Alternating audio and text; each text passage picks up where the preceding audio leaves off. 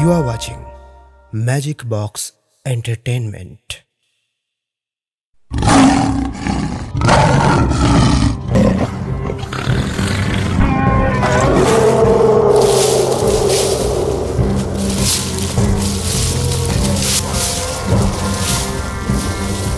মানুষের চেনা জগৎ থেকে অনেক দূরে, যেখানে ঘাসের আড়ালে লুকিয়ে থাকে সিংহ এবং চিতার দল, যেখানে রাজত্ব মানুষের নয়, গরিলার ভারী পদক্ষেপে কেঁপে ওঠে ধরণী।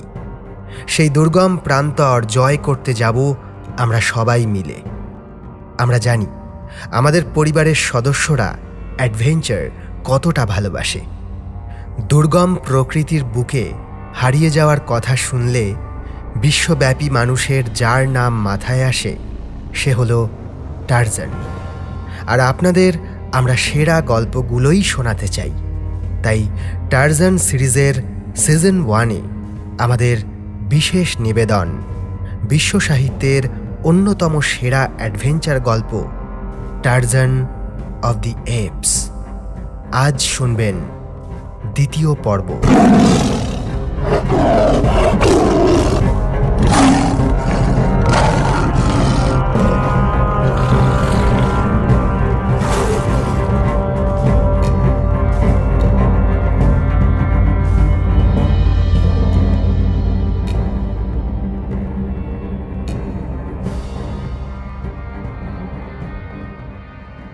গোটা মার্চ মাস খাদ্য অন্বেষণে ঘুরে ঘুরে কেটে গেল ওদের।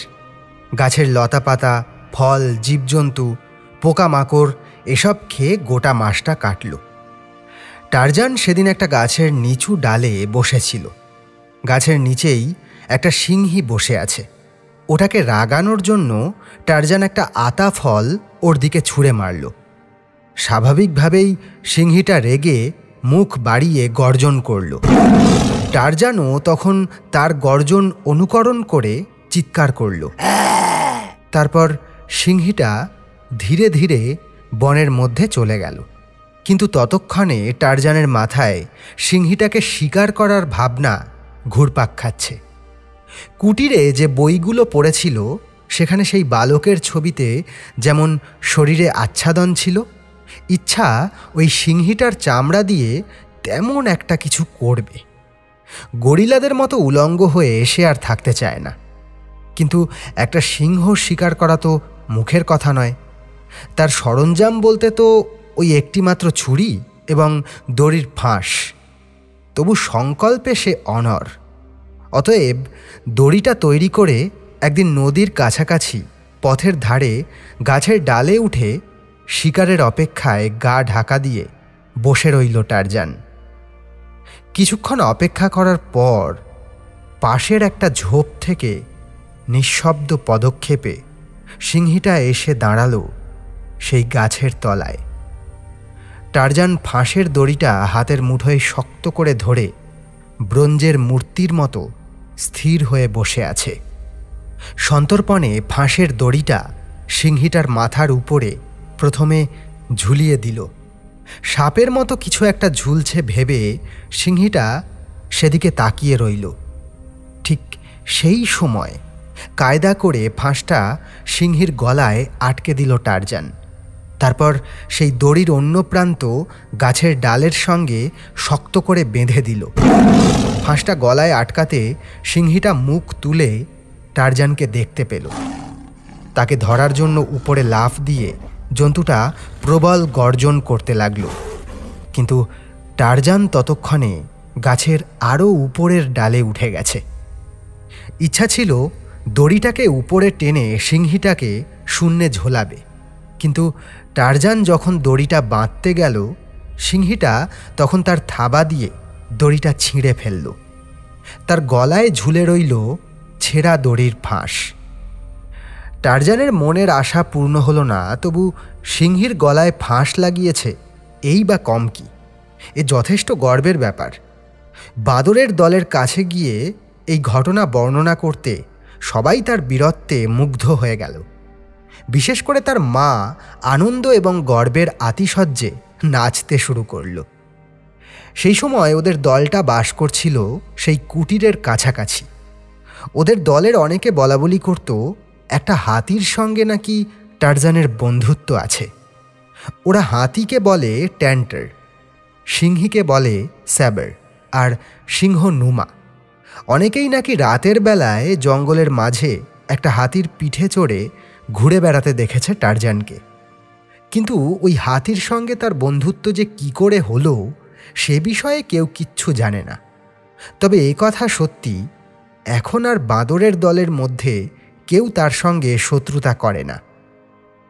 টারজানের বয়স যখন 18 হলো, ততদিনে সে সেই কুটিরে থাকা সব বই গড়গড় করে পড়তে পারে। খুব তাড়াতাড়ি সে লেখাও শিখে ফেলল। মুখে উচ্চারণ করা বা ইংরেজি শব্দ পড়তে না পারলেও সে মনে মনে ইংরেজি বুঝত ও লিখতে পারত। একদিন টারজান সেই কুটিরে বসে পড়াশোনার কাজে ব্যস্ত ছিল। ঠিক সেই সময়ে তাদের বাসস্থানের পূর্ব দিকে 50 কৃষ্ণকায় সশস্ত্র নিগ্রো কোথা থেকে এসে হাজির হলো।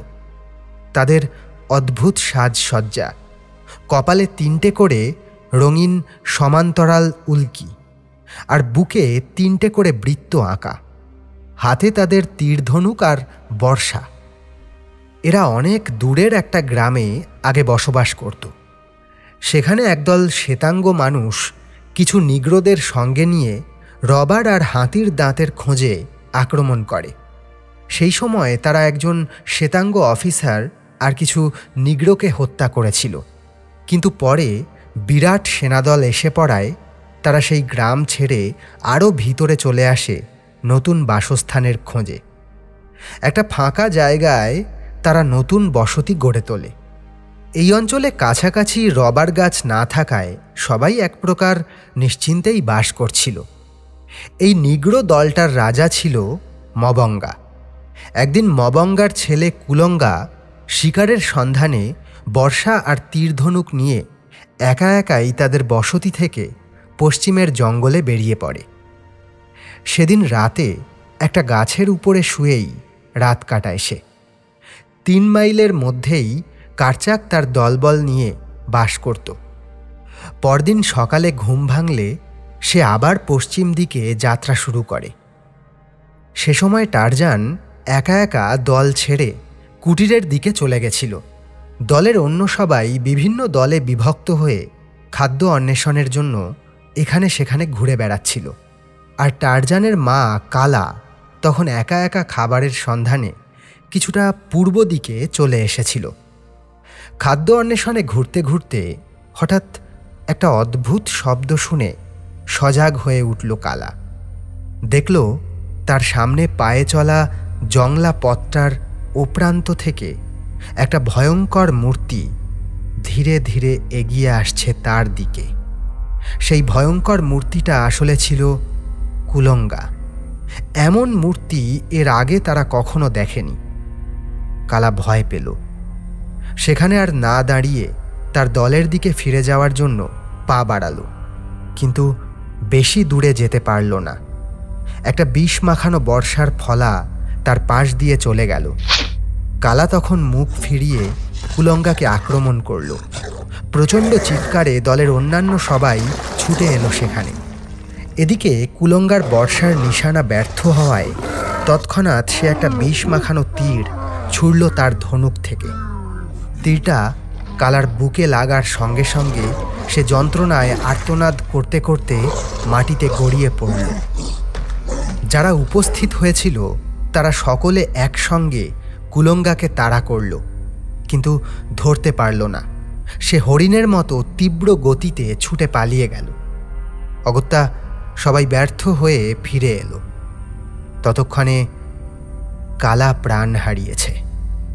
বাঁদর দলের চিৎকার চেঁচামেচি এবং আর্তনাদ শুনে টারজান কুটির থেকেই বুঝতে পেরেছিল কিছু একটা বিপদ ঘটেছে।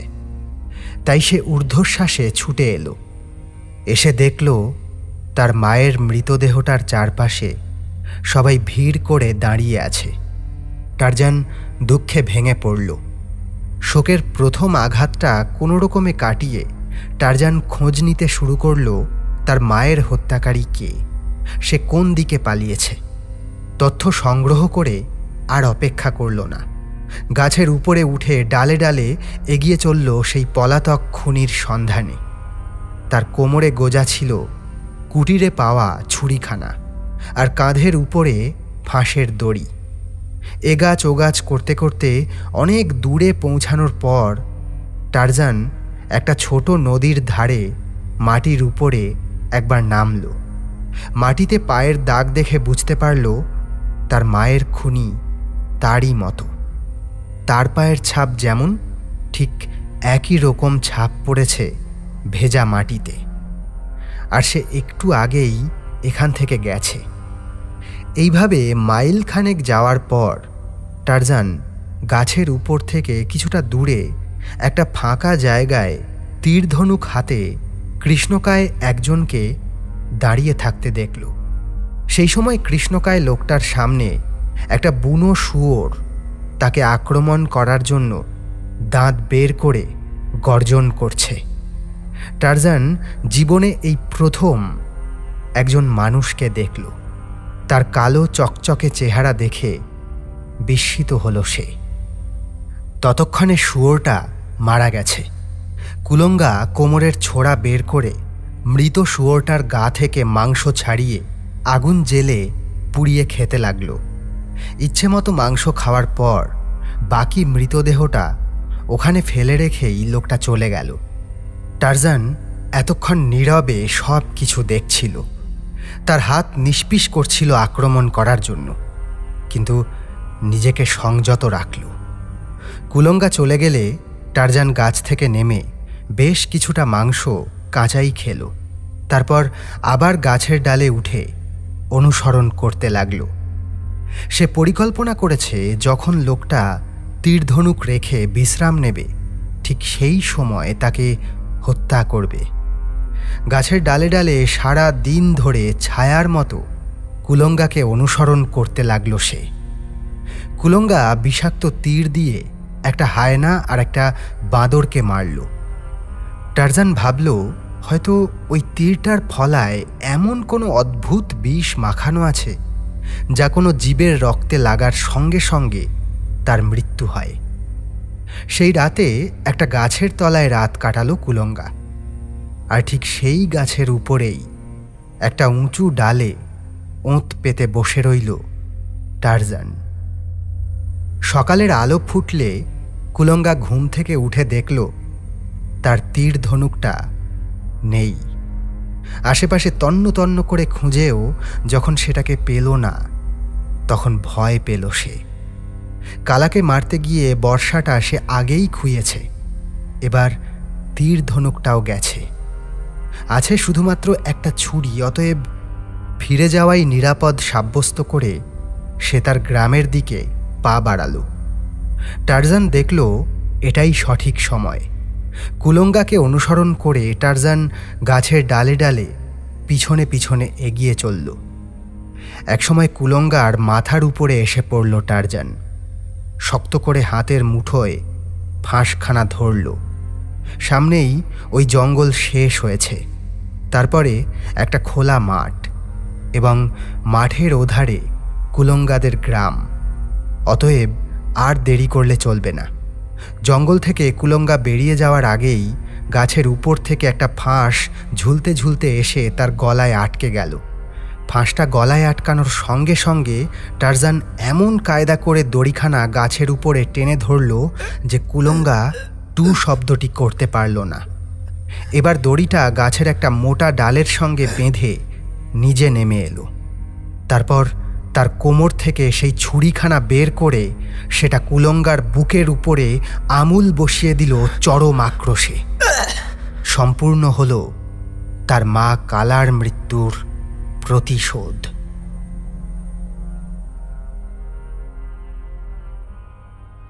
কুলঙ্গার মৃতদেহটা সেখানেই ফেলে রেখে ফাঁসের দড়িটা খুলে নিয়ে গাছে চড়ে ডালে ডালে পা চালিয়ে চলে গেল টারজান।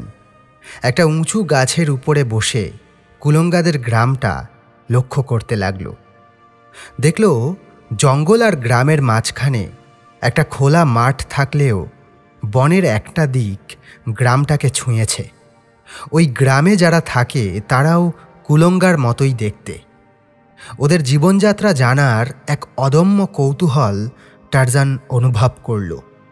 জঙ্গলটা যেখানে গ্রামকে ছুঁয়েছে সেখান থেকে মবঙ্গাদের গ্রামের কাছে পৌঁছে গেল টারজান। জঙ্গলের শেষ প্রান্তে একটা বিরাট বড় গাছের উঁচু ডালের উপরে বসে ভালো করে সব কিছু লক্ষ্য করতে লাগল। টারজান দেখল শিশুরা উলঙ্গ দেহে পথে পথে খেলে বেড়াচ্ছে। মেয়েরা বিভিন্ন ধরনের কাজ করছে। কেউ ময়দা থেকে পিঠা তৈরি করছে, কেউ আবার শুকনো কলা গাছ পাথরে পেশাই করছে। শুকনো ঘাস দিয়ে তৈরি এক ধরনের বস্ত্র দিয়ে মেয়েদের কোমর থেকে হাঁটু পর্যন্ত ঢাকা। পিতল এবং তামার গয়না তাদের হাতে, পায়ে এবং বুকের উপরে। জীবনে প্রথমবার কোনো মেয়ে মানুষকে দেখল টারজান। দেখল চাষের কাজ, সংসারের সব কাজ কেবলমাত্র মেয়েরাই করছে। হঠাৎ করে টারজানের লক্ষ্য গেল সে যে গাছের উপরে ছিল সেই গাছটার গোড়ায় একটি মেয়ে কি যেন কাজ করছে। তার পাশে অনেকগুলো তীর রাখা। সামনে জ্বলন্ত আগুনের উপরে কড়াইয়ে লাল রঙের কিছু একটা ফুটছে। মেয়েটি একটা একটা করে তীর তুলে নিয়ে সূচালো ফলাটা সেই কড়াইয়ের মধ্যে একবার করে ডুবিয়ে পাশে এক জায়গায় জড়ো করে রাখছে। এবার টারজান আন্দাজ করতে পারল ওই তীর ছোড়ার সঙ্গে সঙ্গে কোনো জন্তুর মৃত্যু হয় কি করে। মনে মনে পরিকল্পনা করল কয়েকটা তীর সে সঙ্গে করে নিয়ে যাবে। এ বিষয়ে যখন সে ভাবনা চিন্তা করছে সেই সময় হঠাৎ একটা চিৎকার তার কানে এলো। চিৎকারটা আসছে সেই দিক থেকে যেখানে কুলঙ্গাকে মেরেছে সে। সেখানে একজন নিগ্রো দাঁড়িয়ে মাথার উপরে বর্ষা নাড়তে নাড়তে জোরে জোরে চিৎকার করছে। মুহূর্তের মধ্যে সারা গ্রামে হইচই শুরু হলো। গ্রামের ঘরগুলোর ভিতর থেকে অসংখ্য মানুষ মাঠ পার হয়ে ছুটে চলল সেই গাছতলার দিকে। ওরা এতক্ষণে জানতে পেরেছে কুলঙ্গার মৃত্যু সংবাদ। টারজান তাকিয়ে দেখল একটা ঘরের দরজা খোলা। এই সুযোগ, ভিতরে কি আছে একবার চট করে দেখে আসা যায়। সে নিঃশব্দে ঘরের দরজার সামনে গিয়ে দাঁড়ালো। বোঝার চেষ্টা করল ভিতরে কেউ আছে কি না। যখন নিশ্চিত হলো তখন ঢুকে পড়ল ঘরের ভিতরে। দেখল ঘরের দেওয়ালে টাঙানো বর্ষা, ছুরি ইত্যাদি হরেক রকম অস্ত্র। টাঙানো রয়েছে একটা মরার খুলি।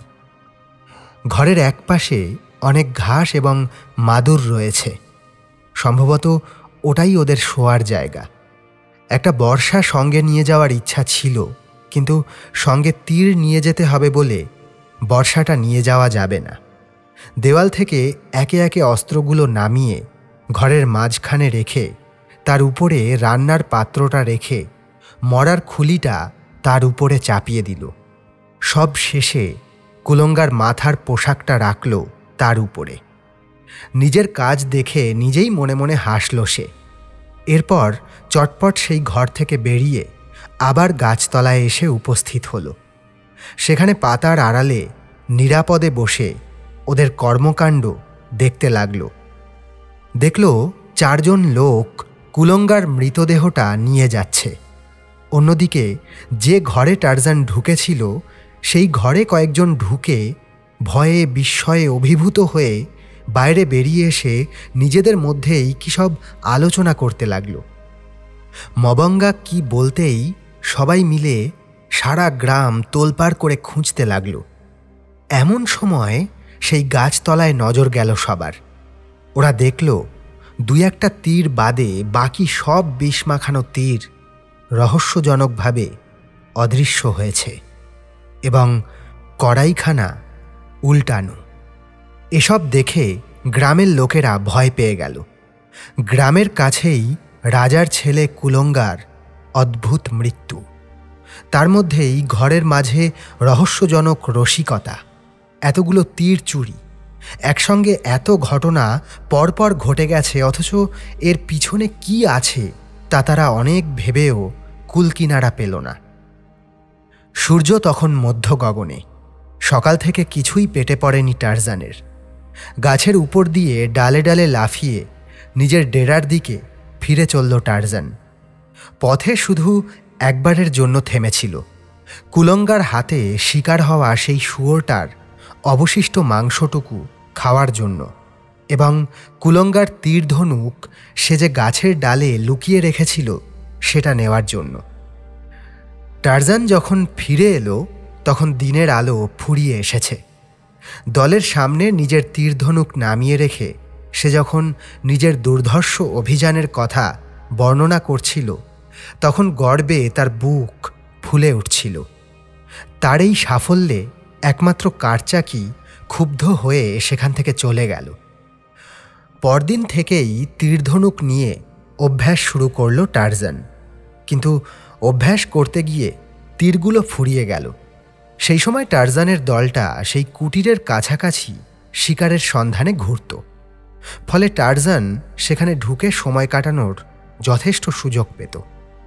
একদিন কুটিরের সেই আলমারির পিছনে একটা ছোট বাক্সতে এক যুবকের ছবি, সেই সঙ্গে হিরে বাঁধানো একটা সোনার হার খুঁজে পেল। সে জানত না সেই ছবিটা তার বাবার। সোনার হারটা তার খুব ভালো লাগলো। সেটা নিজের গলায় সে পরে ফেলল। আরও একটা জিনিস সে হাতে পেল, কিন্তু তাতে লেখা অক্ষরগুলো সে চিনত না। যদি চিনত তাহলে জানতে পারত ওটা তার বাবার লেখা ডায়েরি। ওই ডায়েরিতে তার জন্মবৃত্তান্ত লেখা আছে। ওটা পড়তে পারলে সে তার জীবনের সমস্ত রহস্যই জানতে পারত। আসলে ডায়েরিটা লেখা ছিল ফরাসি ভাষায়। তার মনে ওই ডায়েরির রহস্য ভেদ করার ইচ্ছা প্রবল হয়ে উঠল। সংকল্প করল একদিন সে তা উদ্ধার করবেই। তবে বর্তমানে তার হাতে অনেক গুরুত্বপূর্ণ একটা কাজ আছে। তার তীর সব ফুরিয়ে গেছে। আবার তাকে মবঙ্গাদের সেই গ্রামে গিয়ে কিছু তীর চুরি করে আনতে হবে। পরদিন সকালেই বেরিয়ে পড়ল সে। তখনও দুপুর হয়নি। সে পৌঁছালো সেই মাঠের কাছাকাছি। গত দিনের মতো আবার গাছের উপরে উঠে নিশ্চুপে ওঁত পেতে বসে রইল। সঠিক সুযোগ কখন তৈরি হবে সেই অপেক্ষা করতে লাগল। সারা দিন তেমন কোনো সুযোগ হলো না। যখন সন্ধ্যা হলো তখন সবাই একে একে ঘরে ফিরে গেল। গ্রামের সামনে একটা ফটক ছিল, সেটাও বন্ধ হয়ে গেল। হঠাৎ গোলমালের শব্দ কানে যেতে তাকিয়ে দেখল একদল শিকারী দেরি করে ফিরেছে। তারা সেই বন্ধ ফটকের সামনে দাঁড়িয়ে চিৎকার করছে। সঙ্গে সঙ্গে ফটকটা খুলে গেল এবং তারা ভিতরে ঢুকে পড়ল। তাদের সঙ্গে একজন বন্দী ছিল। সেই বন্দীকে পেয়ে গ্রামের সকলে পৈশাচিক আনন্দে উল্লাস শুরু করল। মেয়েরা পাথর আর লাঠি দিয়ে আঘাত করতে লাগলো তাকে। ওদের নিষ্ঠুরতা দেখে অবাক হয়ে গেল টারজান। এরা চিতাবাঘের মতোই নিষ্ঠুর। মানবজাতির প্রতি টারজানের মনে ঘৃণা জন্মাল। এরপরে সেই বন্দীকে মবঙ্গার ঘরের সামনে একটা খুঁটিতে বেঁধে ছুরি, বর্ষা প্রভৃতি নিয়ে এক নাচের উৎসবের আয়োজন করতে লাগল। মেয়েরা পিছনে দাঁড়িয়ে ঢাক বাজাচ্ছে। এই আয়োজন দেখে টারজানের গরিলাদের উৎসবের কথা মনে পড়ল। এরপরে কি হবে তা সহজেই অনুমেয়। সবাই ওই বন্দীকে পরপর আঘাত করবে। প্রথমে একজন তার হাতের বর্ষা দিয়ে বন্দীকে বিদ্ধ করল। এরপর একে একে 50টা বর্ষা বন্দীর নাক, কান, চোখ, পা, সমস্ত শরীর এফোড় ওফোড় করে ফেলল। বন্দী তখনও জীবিত ছিল, তবু তাদের নিপীড়ন থামল না। টারজান দেখল এই সুযোগ। গ্রামের সব মানুষের দৃষ্টি এখন ওখানেই নিবদ্ধ। চটপট তীরগুলোকে একটা দড়ি দিয়ে বেঁধে মতলব করতে লাগল তার উপস্থিতি কিভাবে জানিয়ে দেওয়া যায়। গতদিন যে ঘরটায় সে গিয়েছিল সেই ঘরে চুপি চুপি আবার ঢুকে পড়ল সে। অন্ধকার ঘরে যখন টারজান ঢুকেছে ঠিক তখনই একটি মেয়ে সেখানে এসে একটা পাত্র নিয়ে চলে গেল। সে সময় টারজান দেওয়ালে গা ঘেঁষে দাঁড়িয়েছিল। সে একটা নারকেল নিয়ে সেই ঘর থেকে বেরিয়ে এলো। আবার সে সেই গাছতলায় পৌঁছালো। তারপর তীরের গোছাটা নিয়ে একটা উঁচু ডালের উপরে উঠে বসল। অপেক্ষা করতে লাগলো। যখন দেখল মেয়েরা রান্নার জন্য জল গরম করছে আর লোকগুলো মৃত বন্দির মাংস তৈরি করার জন্য ব্যস্ত হয়ে পড়েছে, তখন সে সেই নারকেলটা সজোরে ওদের মাঝখানে ছুঁড়ে ফেলল। নারকেলটা সোজা গিয়ে লাগলো একজনের মাথায়। সঙ্গে সঙ্গে সে মাটিতে পড়ে গেল। এই ঘটনায় সবাই দারুণ ভয় পেয়ে ছুটে যে যার নিজের ঘরে পালিয়ে গেল। আকাশ থেকে এভাবে একটা নারকেল পড়ায় তাদের কুসংস্কারাচ্ছন্ন মন ভয়ে পরিপূর্ণ হয়ে উঠেছে। এরপরে তারা যখন দেখল তাদের বিষ মাখানো তীরগুলো কেউ নিয়ে গেছে আর কড়াইটা সেদিনের মতো উল্টানো অবস্থায় পড়ে আছে, তখন তাদের ভয় আরও বৃদ্ধি পেল। তারা ভাবল জঙ্গলের দেবতা রুষ্ট হয়েছে, তাই তাকে তুষ্ট করার জন্য পূজা অর্চনা করতে হবে। এরপর থেকে তারা রোজই সেই গাছতলায় কিছু খাবার রেখে দিত জঙ্গলের দেবতার জন্য। সেই রাতে আর ডেরায় না ফিরে পরদিন সকালে সে রওনা হলো। হঠাৎ টারজান দেখল তার থেকে কিছুটা দূরত্বেই একটা সিংহী দাঁড়িয়ে আছে। তার হলদে জ্বলন্ত চোখ দুটো টারজানের দিকে স্থির। এমন সুযোগ টারজান অনেক দিন ধরেই খুঁজছিল। ফাঁসের দড়িটা তার সঙ্গেই রয়েছে, কিন্তু ওটার এখন প্রয়োজন নেই। সে ধনুকে একটা তীর লাগিয়ে ছুড়ল সিংহীটা ঝাঁপিয়ে পড়ার আগেই। টারজান একটু পাশে সরে গেল। সঙ্গে সঙ্গে আরেকটা তীর ছুঁড়ল। এবার তীরটা লাগলো সিংহীর পিছনে। সিংহীটা ঘুরে টারজানকে আক্রমণ করল। টারজান আরেকটা তীর ছুড়ল। এই তৃতীয় তীরটা সিংহীর একটা চোখে লাগলো। তীব্র যন্ত্রণায় সে ঝাঁপিয়ে পড়ল টারজানের উপর। টারজান জন্তুটার তলায় পড়ে গেল।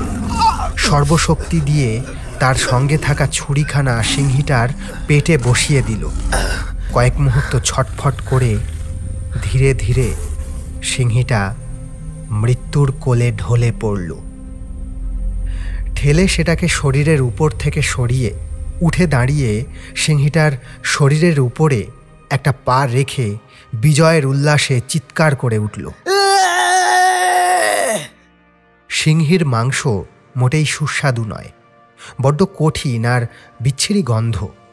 তবুও প্রচণ্ড খিদে পেয়েছিল, তাই কিছুটা খেয়ে ছালটা ছাড়িয়ে নিয়ে রোদে সেটাকে শুকোতে দিয়ে কাছেই ঘুমিয়ে পড়ল। পরদিন ঘুম থেকে উঠতে বেশ বেলা হয়ে গেল। আবার চলল ফিরতি পথে। একটা হরিণ দেখতে পেল, সেটাকেও শিকার করল। হরিণের সুস্বাদু মাংস পেট ভরে খেল টারজান।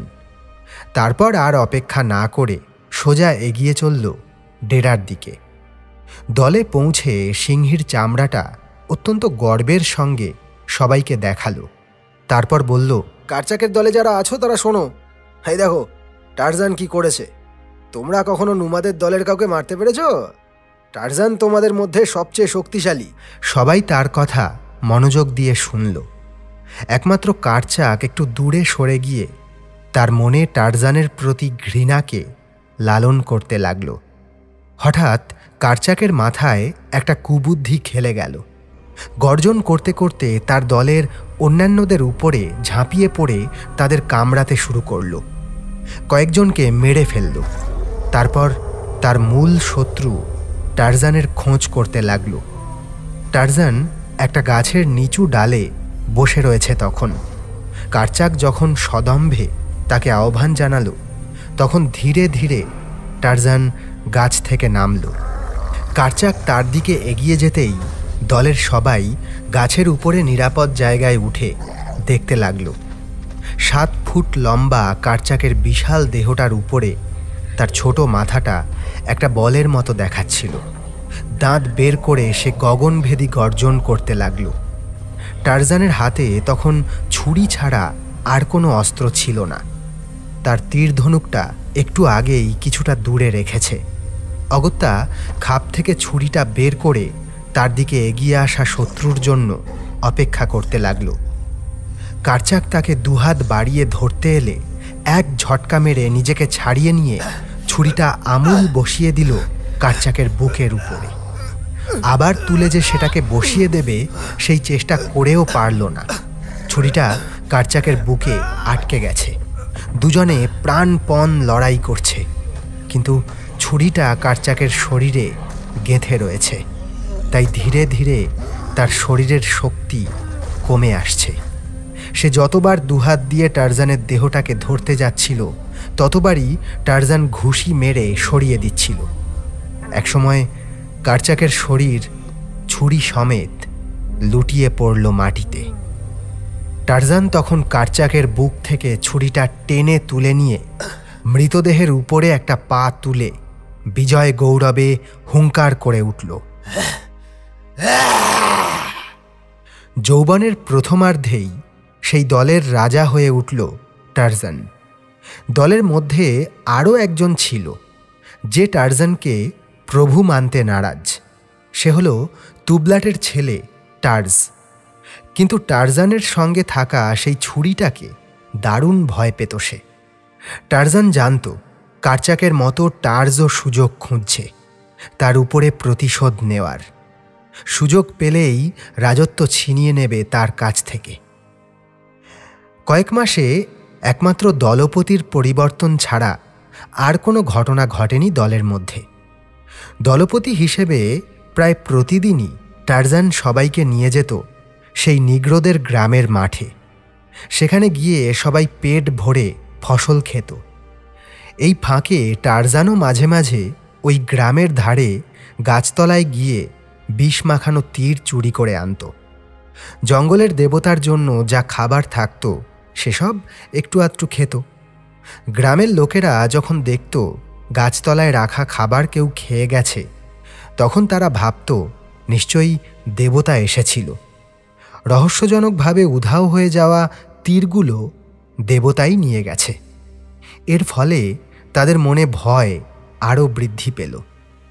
অবশেষে দলপতি মবঙ্গা বসবাসের জন্য অন্য কোথাও চলে যাওয়ার কথা ভাবল। কিছুদিন ধরে সমুদ্রের উপকূলের কাছে টারজানের দলটা বাস করতে লাগল, কারণ টারজান চাইত সেই কুটিরের কাছাকাছি থাকতে। কিন্তু হঠাৎ একদিন তারা দেখল একদল কৃষ্ণাঙ্গ লোক কোথা থেকে এসে সেখানে কতগুলো কুটির তৈরি করছে। ফলে নিরুপায় হয়ে তারা আবার এমন একটা জায়গায় চলে গেল যেখানে মানুষের যাতায়াত নেই। দূরত্ব বেড়ে যাওয়ার ফলে সেই নিগ্রোদের গ্রাম থেকে তীর চুরি করে আনা ক্রমশ কঠিন হয়ে পড়ল। তাছাড়া প্রত্যহ তীর চুরি হওয়ার জন্য এখন আর সেখানে তারা তীর রাখে না, অন্য কোনো গোপন জায়গায় লুকিয়ে রাখে। কোথায় লুকিয়ে রাখে তা জানার জন্য একদিন সারা দিন ধরে টারজান লুকিয়ে লুকিয়ে তাদের গতিবিধি লক্ষ্য করল। অবশেষে জানতে পারল ফসলের স্তূপের মধ্যে তারা তীর লুকিয়ে রাখছে। এরপর রাতের দিকে ওই গ্রামে গিয়ে বেশ কিছু তীর চুরি করে নিয়ে এলো। সে সময় সবাই ঘুমাচ্ছিল। যেখানে তীর ছিল সেখানেও কিছু লোক ঘুমাচ্ছিল। টারজান সেখান থেকে তীর চুরি করে আনলো বটে, তবে অনুভব করল যে এভাবে চুরি করা বিপজ্জনক। তাই এরপর থেকে গ্রামে আর চুরি করতে না গিয়ে পথে কোনো নিগ্রোকে একা দেখলে তাকে গাছের উপর থেকে ফাঁস ঝুলিয়ে হত্যা করে তার অস্ত্রগুলো কেড়ে নিত। কিছু কিছু মৃতদেহ গলায় ফাঁস লাগানো অবস্থায় গ্রামের পথেই ফেলে রাখত। টারজানের কুটিরের কাছাকাছি যেসব নিগ্রোরা অন্য জায়গা থেকে এসে বাস করতে শুরু করেছে তারা এখনও পর্যন্ত কুটিরটাকে দেখতে পায়নি। তবু টারজানের মনে ভয় ছিল। তারা যে কোনো সময় কুটিরটাকে দেখতে পেলে তার ভিতরে যেসব জিনিস রয়েছে তা লুটপাট করে নিয়ে যেতে পারে। তাই এরপর থেকে সে বেশিরভাগ সময় ওই কুটিরে কিংবা তার আশেপাশে থাকার চেষ্টা করত। এর ফলে দলপতি হিসেবে তার কাজকর্মে অবহেলা হতে লাগল। দলের মধ্যে মাঝে মধ্যেই ঝগড়াঝাঁটি বিশৃঙ্খলা দেখা দেয় এবং দলপতিকেই তা মেটাতে হয়। কিন্তু টারজান অন্যত্র থাকায় দলের মধ্যে ঝগড়া বিবাদ অমীমাংসিত থেকে যায়। এ নিয়ে একদিন দলের এক প্রবীণ সদস্য টারজানের কাছে অভিযোগ করল। তাদের কথা মেনে নিয়ে একটা মাস টারজান দলের সঙ্গেই কাটালো। একবার ট্যানা নামে একটি মেয়ে বাঁদর এসে তার সঙ্গী গান্টোর বিরুদ্ধে অভিযোগ জানালো টারজানের কাছে। তার সঙ্গী তাকে কামড়ে দিয়েছে। টারজান তখন দুজনকেই ডেকে জিজ্ঞাসা করল। গান্টো জানালো ট্যানা নাকি মোটেই তার দেখাশোনা করে না, খাবার সংগ্রহ করে এনে দেয় না। টারজান দুজনের কথা শুনে বিচার করে দুজনকেই তিরস্কার করল। বলে দিল গান্টো যেন ট্যানাকে আর না মারে, মারলে মৃত্যুদণ্ড দেয়া হবে, এবং ট্যানাও যেন কাজে অবহেলা না করে। এসব ছোটোখাটো ঝগড়া বিবাদ দলের মধ্যে লেগেই থাকত। টারজান এসবে বিরক্ত হতো। তার কেবলই মনে হয় দলপতি হয়ে থাকলে তার নিজের ব্যক্তি স্বাধীনতা ক্ষুণ্ণ হচ্ছে। তাছাড়া ওই কুটিরের আশেপাশের জায়গাটা তার বড় প্রিয়। সূর্যের আলোয় ঝকঝকে সমুদ্রের অনন্ত ঢেউ, পরিষ্কার পরিচ্ছন্ন কুটির, তার উপরে অসংখ্য বই, সব মিলিয়ে এক বিস্ময়কর জগৎ। এসবের জন্য টারজান সব সময় ব্যাকুল হয়ে থাকত। সেদিন সমুদ্রের ধারে শুয়েছিল টারজান। হঠাৎ চেঁচামেচির শব্দ শুনে তাকিয়ে দেখল টার্জ তাদের দলের এক বুড়িকে চুলের মুঠি ধরে খুব মারধর করছে, আর বুড়িটা চিৎকার করছে। দেখে টারজান যখন এগিয়ে গেল তখন তাকে অস্ত্রহীন দেখে টার্জ তাকে রাজা হিসেবে মানতে অস্বীকার করল এবং বুড়িকে আরও বেশি নিপীড়ন করতে লাগল। স্বাভাবিকভাবেই লড়াই শুরু হলো দুজনের মধ্যে। টারজান টার্জের বুকে মাথায় বেশ কয়েকবার ছুরি দিয়ে আঘাত করল। টার্জও টারজানকে কামড়ে দাঁত নখ দিয়ে আঁচড়ে অনেক ক্ষত তৈরি করল দেহে। তার কপালের কাছে চামড়া কেটে গিয়ে চোখের উপরে ঝুলতে লাগলো। চামড়াটা এমনভাবে ঝুলছিল যে সে ভালো করে দেখতে পাচ্ছিল না। এই অবস্থায় দুজনে গড়াগড়ি খেতে লাগলো। শেষমেশ টারজান টার্জের পিঠের উপরে বসে তাকে বেকায়দায় ফেলে তার মাথাটা ধরে তার বুকের উপরে নোয়াতে লাগলো। আরেকটু চাপ দিলেই তার ঘাড়টা ভেঙে যেত এবং তার মৃত্যু হতো। টারজান অনেক ভেবে প্রতিপক্ষকে না মেরে শিক্ষা দেওয়ার জন্য তার ঘাড়টা বুকের উপরে নিয়ে বলল, আর দম আছে? আরও লড়াই করবে?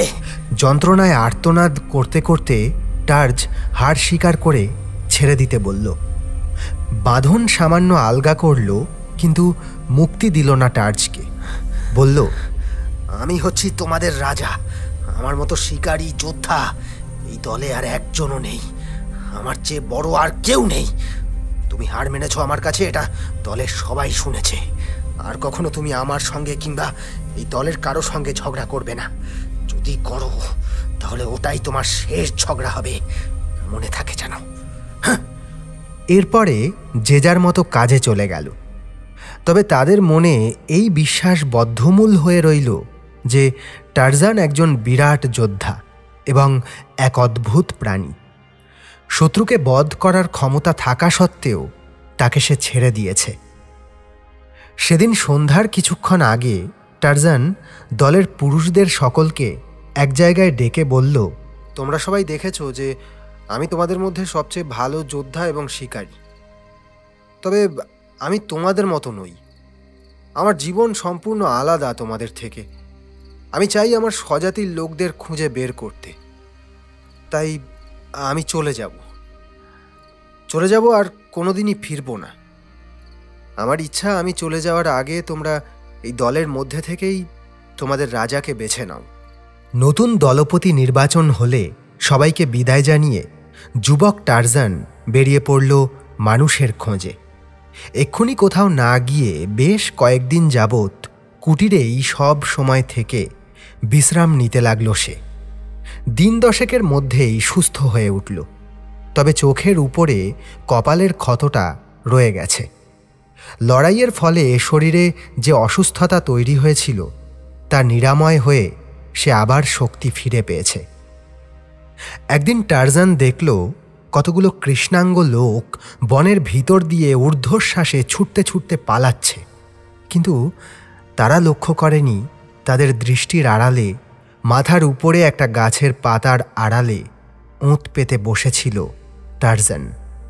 প্রথম দুজনকে গাছের তলা দিয়ে চলে যেতে দিল, কিন্তু তৃতীয় লোকটা গাছের তলায় এলেই তার দড়ির ফাঁসটা লোকটার গলায় আটকে দিয়ে তাকে গাছের উপরে তুলতে লাগল।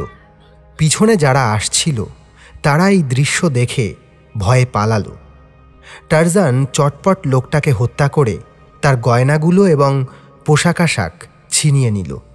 তার কোমরে একটা হরিণের চামড়া ছিল, সেটা নিয়ে নিজে পড়ল। এবার তাকে সত্যি মানুষের মতো দেখাচ্ছে।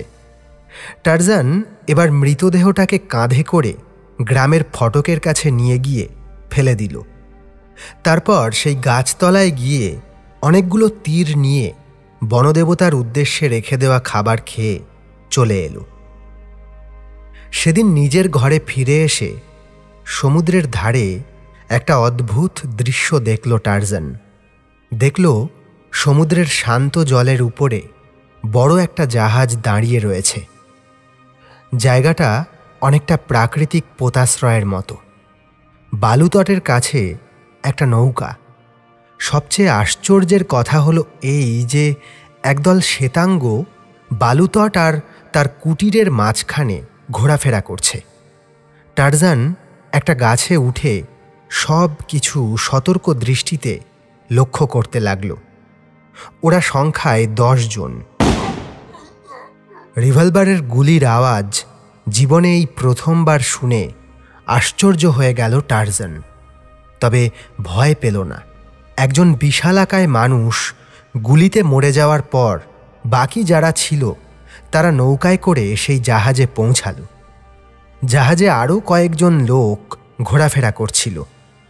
এই অবসরে টারজান গাছ থেকে নেমে নিজের ঘরে গিয়ে দেখল কারা যেন ভিতরে ঢুকে সব জিনিস তছনছ করেছে। হঠাৎ কি মনে হতে ছুটে গিয়ে আলমারিটা খুলে দেখল টিনের বাক্সটা ঠিকই আছে। সেই ছোট টিনের বাক্সটায় জনের একটা ফটো আর তার ডায়েরি ছিল। যে ডায়েরিটার লেখা সে পড়তে পারেনি। টারজান জানালা দিয়ে দেখল জাহাজ থেকে একটা নৌকা নামিয়ে আরও কয়েকজন লোক তাতে চড়ে বসল। ওরা নিশ্চয়ই তীরে এসে এই কুটিরে আশ্রয় নেবে। একটা বুদ্ধি মাথায় ঝিলিক খেলে গেল। চটপট একটা কাগজ আর পেন্সিল দিয়ে একটা বিজ্ঞপ্তির মতো লিখে দরজার উপরে টাঙিয়ে দিল। তারপর সেই টিনের বাক্সটা, অনেকগুলো তীর আর বর্ষা নিয়ে বেরিয়ে গেল কুটির থেকে। 2টো নৌকায় করে 20 জন লোক মালপত্র নিয়ে বালুতটে এসে নামল। তাদের মধ্যে যে 15 জন নাবিক, তাদের দেখেই বোঝা যাচ্ছিল তারা ভালো মানুষ নয়। বাকি 5 জন অন্যরকম। তার মধ্যে একজন বৃদ্ধ, তার মাথার চুলগুলো পাকা। বৃদ্ধের পিছনে ছিল লম্বা চেহারার এক যুবক, তার পরনে সাদা পোশাক, আর তার পিছনে আরও একজন বয়স্ক লোক। তার কপালটা উঁচু এবং তার চালচলনের মধ্যে বেশ উত্তেজনার ভাব ছিল। এদের পিছনে ছিল বেশ মোটাসোটা চেহারার একজন নিগ্র মহিলা। জঙ্গলের দিকে তাকিয়ে সে যে মনে মনে ভয় পাচ্ছিল তা তার চোখের মনির দ্রুত ঘোরাফেরা দেখেই বোঝা যাচ্ছিল। নাবিকরা যখন বাক্সগুলো নৌকা থেকে নামাচ্ছিল, মহিলাটি তখন তাদের দিকেই তাকিয়েছিল। সবশেষে নামল এক তরুণী, বয়স তার 19 বছর। এই 5 জনের দলটি সমুদ্র তট থেকে নিঃশব্দে কুটিরের কাছে এগিয়ে আসতে লাগল। সম্ভবত এই কুটিরে এসে ওঠার ব্যাপারটা আগেই ওরা ঠিক করেছিল। নাবিকরা তাদের জিনিসপত্র সব কুটিরেই রেখে দিল। সহসা দরজায় টাঙানো বিজ্ঞপ্তিটা একজন নাবিকের চোখে পড়তেই সে বলে উঠল, এটা আবার কি? একটু আগে তো এখানে কিছু ছিল না। তৎক্ষণাৎ অন্যান্য নাবিকরাও সেখানে উপস্থিত হয়ে মাথা উঁচু করে বিজ্ঞপ্তিটা দেখতে লাগল। বৃদ্ধ লোকটি বিজ্ঞপ্তিটা জোরে জোরে চিৎকার করে পড়তে লাগল।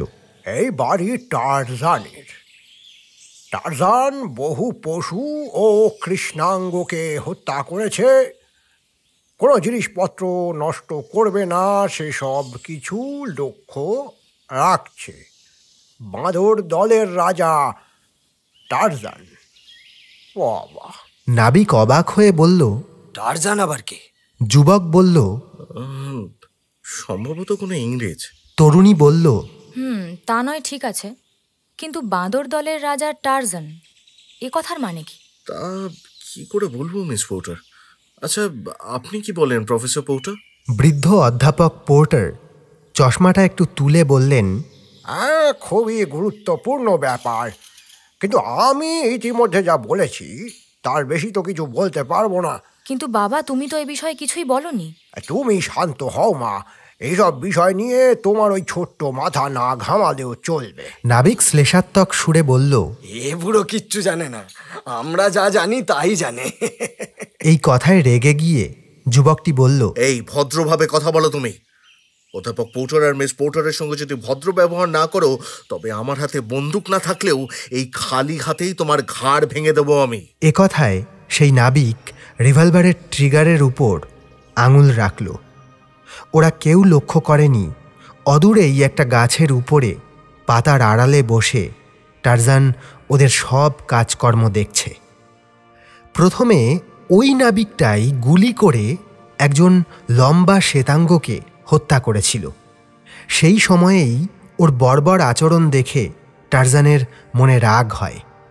এখন সেই নাবিকটাই আবার ক্লেনটন নামে ওই শ্বেতাঙ্গ যুবককে হত্যা করার জন্য revolver উঁচিয়েছে।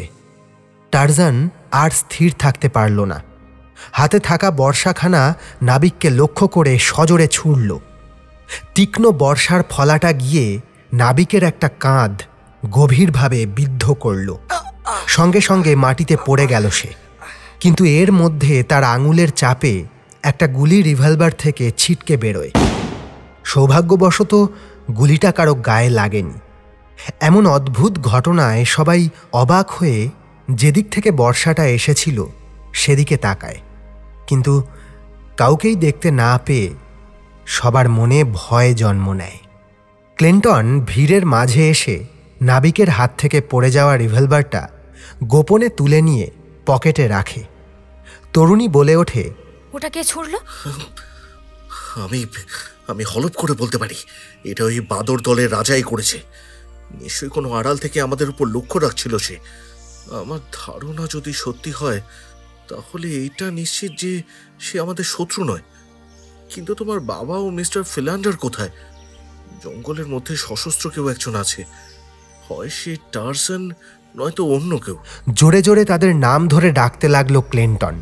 Professor Porter, mister Philander, professor Porter, mister Philander, শুনতে পাচ্ছেন? Professor Porter, can you hear me? কিন্তু কোনো সাড়া পাওয়া গেল না। ক্লেনটন উদ্বিগ্ন হয়ে বলল, এবার আমরা কি করব মিস পোর্টার? তোমাকে যে এই লোকগুলোর কাছে একা রেখে যাব তার ভরসা পাচ্ছি না। কিছু মনে করো না, তোমার বাবা ফিরে এলে আমরা যে এখানে কতটা বিপন্ন সেটা ভালো করে বুঝিয়ে দিতে হবে। না না, মনে করার কি আছে, তুমি যা বলছো সেটা একদম ঠিক। আচ্ছা, তুমি রিভলভার চালাতে পারো? আমার কাছে একটা আছে। এটা যদি তোমাকে দিই তাহলে তুমি আর এসমারাল্ডা নিরাপদে থাকতে পারবে। আমি ততক্ষণ ওদিকে খোঁজ করে আসি। সেই মতো জেন পোর্টার আর এসমারাল্ডা কুটিরের ভিতরে চলে গেল। ক্লেনটন তখন নাবিকদের কাছে গিয়ে একটা রিভলভার চাইল, কারণ সে বনের ভিতরে যাবে। বর্ষায় আহত নাবিকটা এখনো মরেনি। সে তার সঙ্গীদের বলল, এই, ওকে রিভলভার দিও না। সেই লম্বা শ্বেতাঙ্গ অফিসার খুন হওয়ার পর এই নাবিকটাই এখন দলের নেতা হয়েছে। অন্যান্য নাবিকরা তার বিরোধিতা করতে সাহস পায়নি। রিভলভার না পেয়ে মাটিতে পড়ে থাকা বর্ষাটা হাতে তুলে নিয়ে জঙ্গলের দিকে রওনা হলো ক্লেনটন।